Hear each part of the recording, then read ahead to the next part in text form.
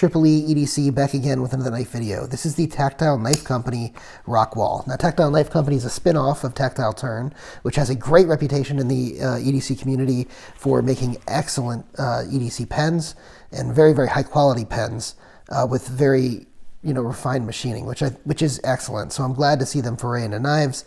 And this is the Rockwall. This is their first offering. Let's go ahead and do some size comparisons, because I think the size comparisons are going to be important here. This is the Paramilitary 2 and the Para 3, both from Spyderco.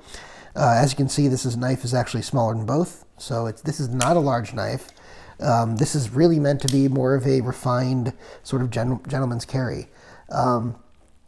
Here is the Finch Cimarron, which has a similar profile, although it's a little bit larger.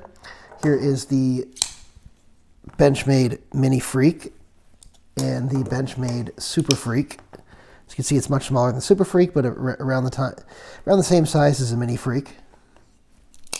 And I think the best size comparison here is going to be the 940 and the 945. This is in between the two sizes of the 940 and 945. Still has those same slim profiles. And frankly, this blade is a little bit slicier, at least in my initial run through, which I think is great. A couple of budget options with these similar profiles, the CRKT LCK and the Kershaw Epistle. Both great knives in around the $30 price range.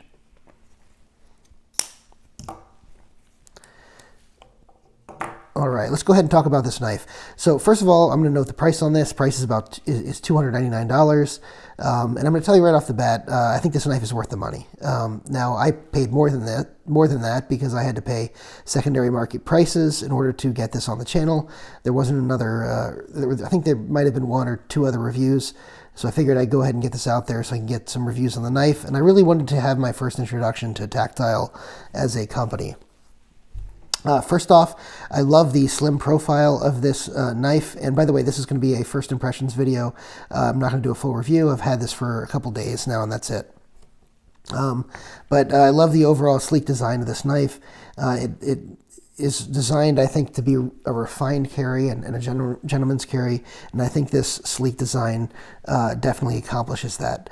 One thing right off the bat that you notice is the milling here and the word tactile. So the word tactile obviously is Tactile Knife Company, but tactile also means touch, and I think it's really cool that they have the nice touch of showing the word tactile there with the, right underneath the jimping, which is related to being tactile. And then you have all the milling on the scale, which again is very, very tactile. So I love that quite a bit. As far as refinement, one thing you notice right off the bat is all the edges are knocked down on this. As you can see, everything is rounded off, beautifully done. There's sort of a landing pad here milled out for the flipper. You have nice touch with the backspacer here, serialized. This is number 20, so I like that. You notice that the clip here has no screws to catch on your pants here, and it actually screws into the scale itself, which I think is another nice touch. The clip itself is off to the side. It's not centered, which usually is a problem. On this knife, it is not a problem because it's so slim. But on some knives, when you put the pocket clip off to the side, you get the knife flopping around in the pocket, this way. And so you don't necessarily have to worry about that on this knife, but in general, that's something to look out for when you have a pocket clip that's not centered. But the reason they did that on this is so that they can go ahead and give this curve here. They wouldn't have been able to do that if they were, centering this. So I think that's the reason they did it. The pivots are also machined out to have a nice, pattern here, which I think is cool. The hardware on here, I believe, is all T8. Let's go ahead and check it just to make sure. This is my trusty Weehaw bit. So this is T8, yep, and T8. Yeah, so I'm very happy that this is a T8 hardware. T8 hardware all around on the body. I wish more companies would go ahead and do T8 screws on the back here. So I'm very happy to see that they're doing this here. I'll give you guys a close look at the milling here. And you definitely feel it, definitely tactile. So I like that quite a bit. The blade itself is XHP, and they have XHP right here on the blade on the tang, which I think is cool. I like that they don't have to put it on the sides of the blade for billboarding. No, instead they put it here, which is a very refined touch, and so they're able to leave the blade completely blank except for the word tactile, which I think is great. It allows it to continue to be refined. The jimping on here is somewhat functional, but not fully functional. What I mean by that is it's chamfered quite a bit, and as a result of the chamfering, you lose a little bit of the grip on it, but it is grippy enough to accomplish all the light to medium duty tasks you're going to be doing with this knife. This is not a heavy duty knife, so that's great as well. The action on this is very, very good. It's very smooth. As far as the drop, it is not drop shut, it is shake shut, but it's very, very smooth all the way down, and you get a nice satisfying click of the detent ball when it engages. And the detent is, although it's not the heaviest detent in the world, as you can see, you can make this fail if you're trying to make it fail, but if you're trying to actually open it, it's going to open pretty much all the time. I really haven't failed opening this when my intention was to open it, so I think that's great as well. The fit and finish overall on this is good. Centering is good.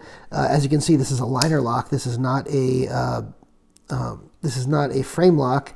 I'm okay with liner locks. When liner locks are done well, and I can give you an example of a hard use one that's a liner lock.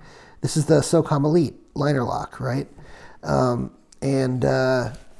I also have the Shirogorov 111, the outdoor edition, which is also a liner lock. I don't have that with me, but you can have high-end liner locks, and when they're done well, they're done very well. This thing is locked up like a vault.